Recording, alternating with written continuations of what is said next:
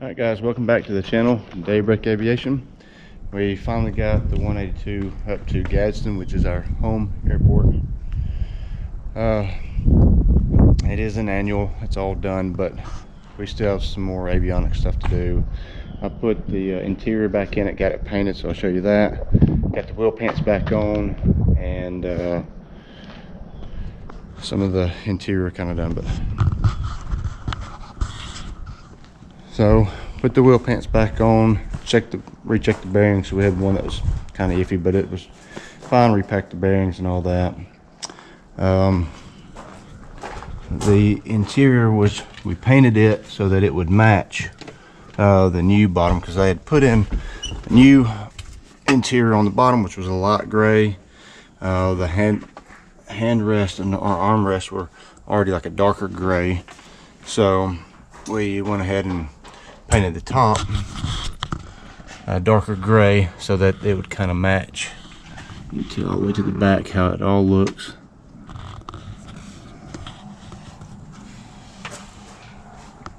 All up to here. That way everything will be halfway color coordinated anyways, instead of a tan and a gray. So what we're working on right now is, you know, we didn't have any fuel, and gauges weren't working, and the oil pressure wasn't working. So we're going to pull out the fuel gauge cluster and do some tests on it to see what our problem is there on that. Because now when you cut it on, it just goes straight to full. We'll also be pulling out all of the old avionics, cleaned up the carpet a little bit, and then I also noticed that we have a fuel leak.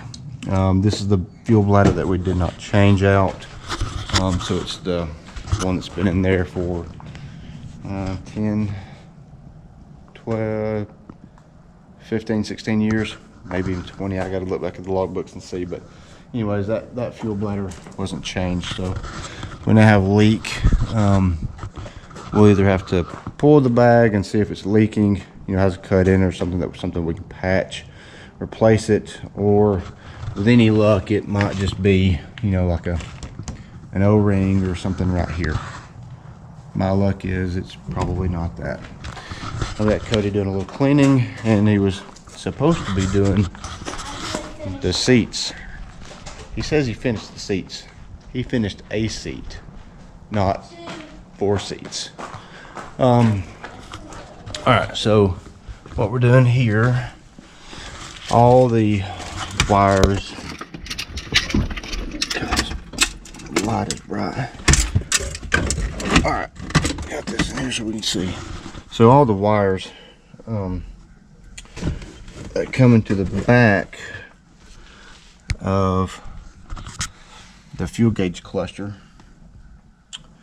is, I mean, you can see how they are. I mean, they're just an absolute mess here. I mean, you see, they're just, hey, they're just horribly, I mean, so I've got to go through here, put tape on them, and fix all that. And then, as you can tell, all of the insulation is off of this, and that's not rust, it's just the glue chunk that has to be scraped off and re-cleaned and put new insulation up.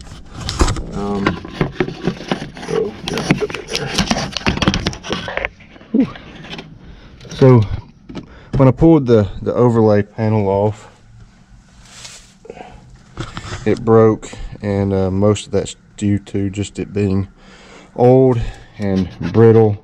It's just really, I mean, bad brittle. All the plastic, all the interior was really bad. You can tell this one actually broke, and I had to glue it back together. The plastic on this I already attempted to fix once, so I'll either see if I can't re-epoxy it with some reinforcement strips in it, or have to get a new one of these cases, which they're like $80 or $90 just for the piece of plastic.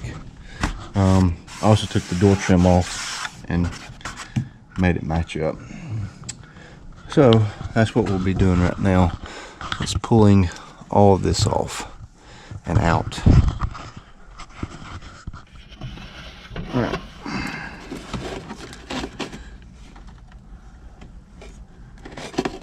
And temperature. All right, here's our cylinder head pressure wires.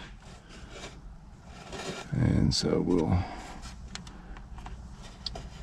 all these wires must be grounds because they're all connected together. So with little jumper wires, you can see that, but those little wires that go from, connect each gauge are all going to be jumper wires.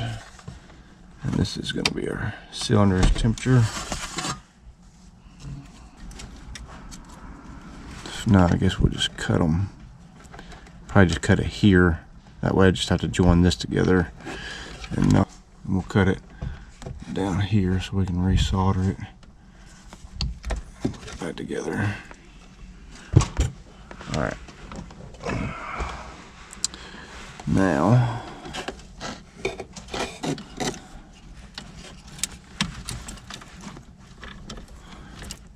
I'll pull this off here.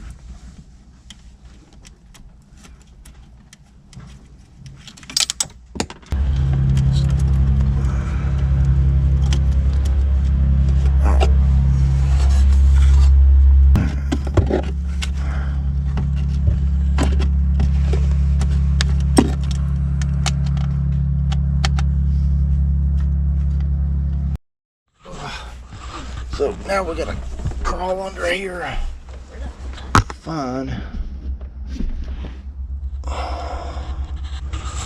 where the tag went. Let's see here.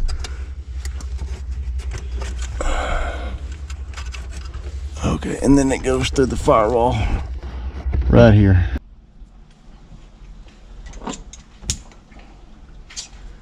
All right, so today we're going to be pulling out more of the Avionics.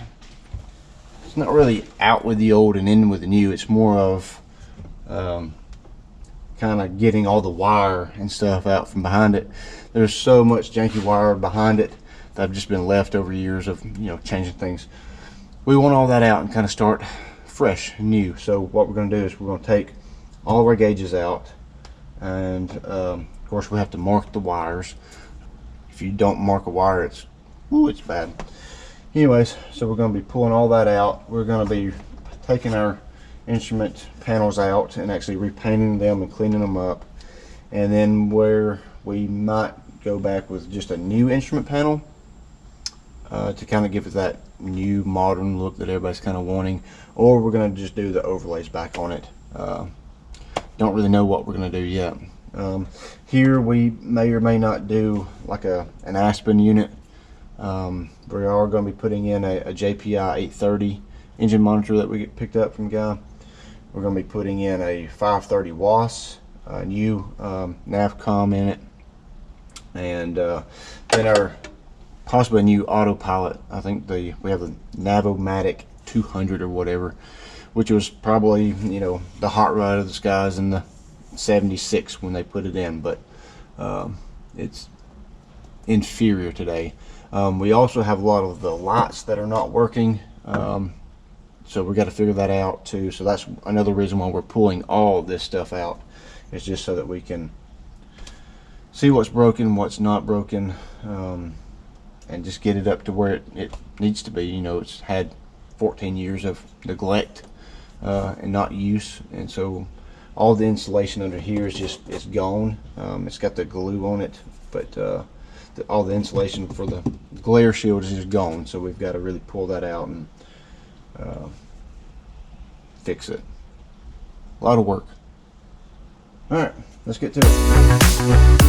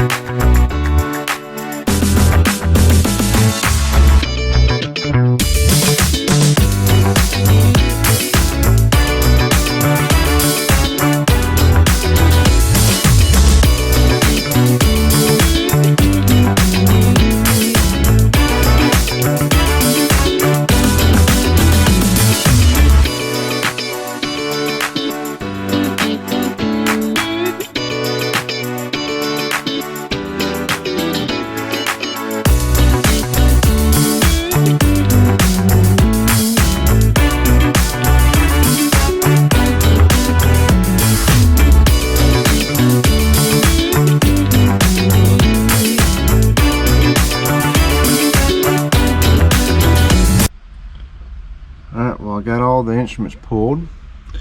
You can tell we can get in there and actually work and get all the old stuff out and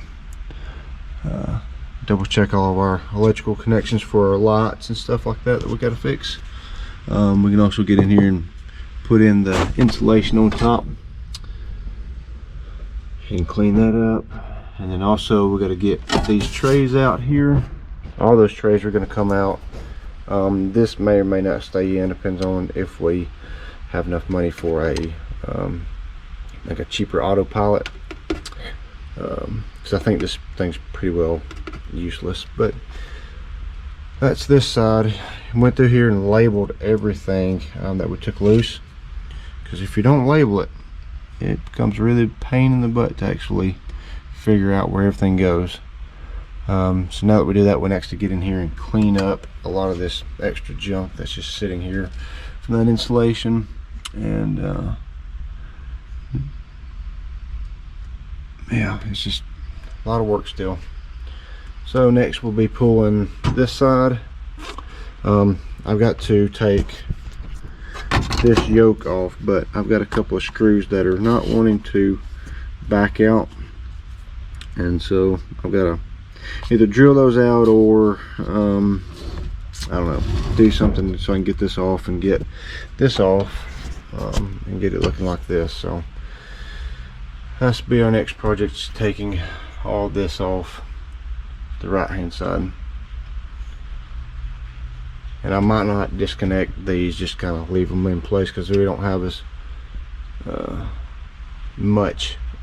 many instruments there. So it'll also allow us to get to the firewall, so we can run our engine monitor through there and stuff like that. So anyways, that's it.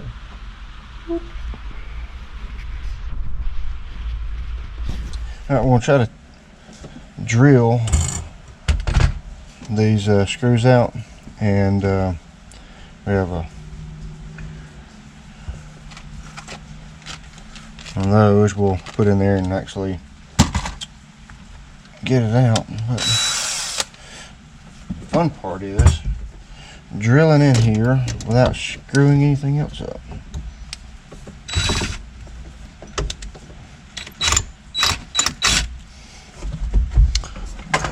Let's see here.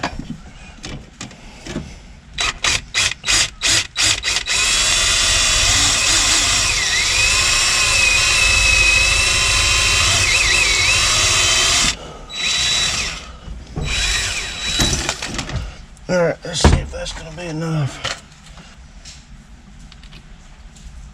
Alright, that one will work right there. Alright, so now we're going to drill out the top one here.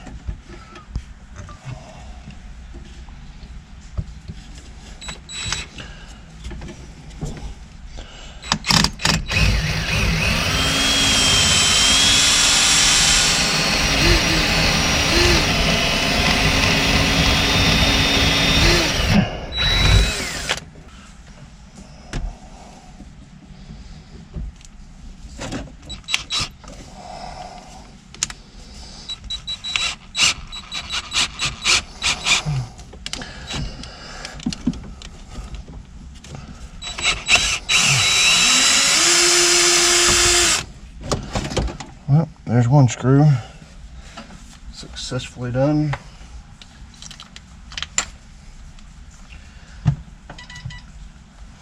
Now I gotta get a pair of pliers and get it loose.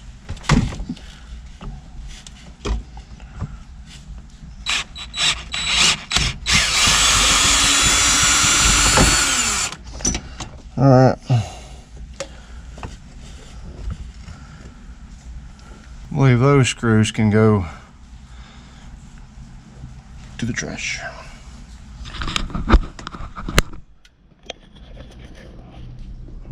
Well, so now we got to disconnect all this stuff here, disconnect it here, so that we can pull this off. And then while we have it off, we're going to probably sand it down and clean it, so that we can get all that little bit of corrosion and stuff off there and make them look nice and certified again.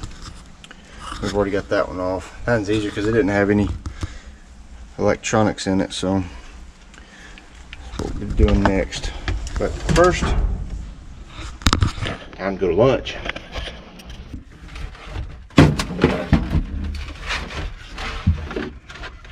That's the power cable over there.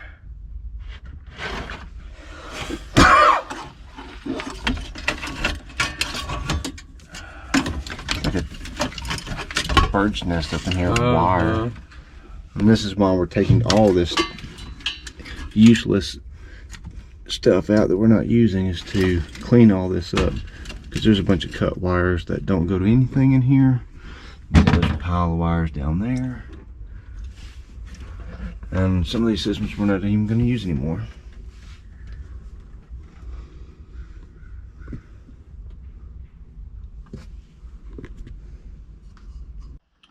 So we're continuing to tear out of all of this wire.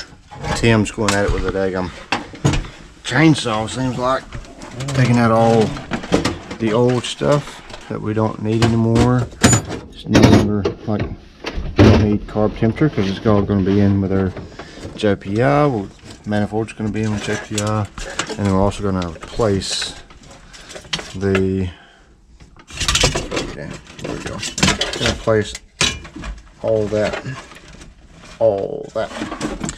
and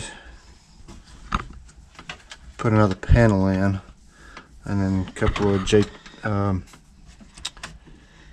G5s in the middle, and then all the regular steam gauges. But first we got to get all the old wiring out. Oh, you gotta have one of those too. It's not in here. Yep, we gotta have one of those. Mic. Oh, mic. Do you have a mic? Did it come with a mic? No, I didn't come with one. You know, yeah, that's on the more luxurious models. Oh, that was not in the budget. Yours originally had it because it's right there. It wasn't in the budget when we bought it. No budget. We also have to put some corrosion X up in there because there is a little bit of surface corrosion tail right there. What did that go to? That's a good question. There's a lot of that too. Just like, what did it go to? And we don't know because it was just tucked up under there. It's like a wiring nightmare. I mean, just, you know. Was that even plugged up? That had to be plugged up to something. Eventually, it was at one time. Can you tell what gauge that was hooked up? No. If it was on a gauge, I wrote it down. Oh, so it wasn't on a gauge, yeah. And I didn't take it loose, so that means it's definitely run into something under there. Yeah. Let's go into something. There's all of our gauges.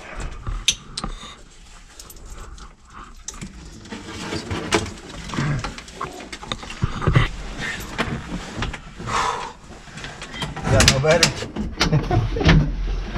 I was getting tired of my knees getting all bummed up. Where's my cutters out? You see my cutters back there? Yeah, here they are. Behind me? There you go. That's mo better. Alright, unhook that, whatever that's hooked on. Well, therein lies the problem. I don't know what it's hooked on because they go all the way up. Okay, it's so one of the one's gonna be antennas. the comm antenna, and the other one's going to be the Antenna? Yeah. Is there two of them? Antenna. There's only one. So that's the comm right there. So this one, hang on. Another antenna somewhere. Oh, antenna. Oh, comm. That includes.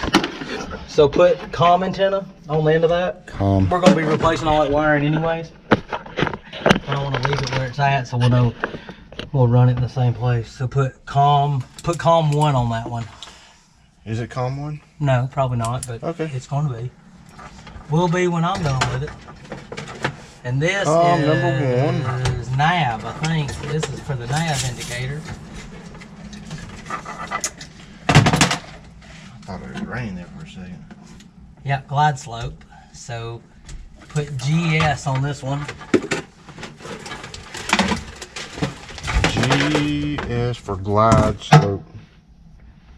And then this is input antenna, so that means Glide slope. Damn. this is the other side of it.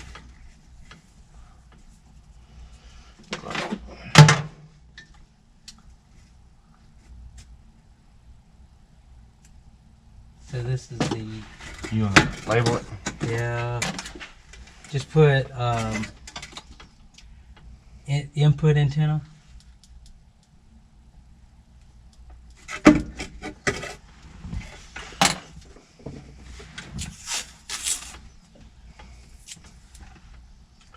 Input. What else? And then nav 1 and nav 2. I put nave. I just wrote nave instead of nav. What is good? NAV number 1. All this will have to be changed out. Nave 1 is what I just wrote.